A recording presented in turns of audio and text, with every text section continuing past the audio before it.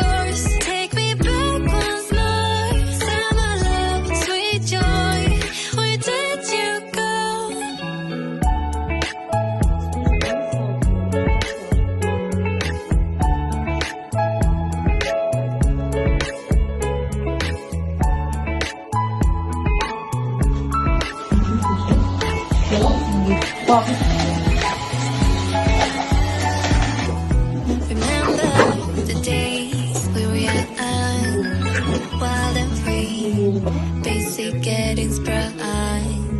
We used to dance the night away, hang out the whole next day.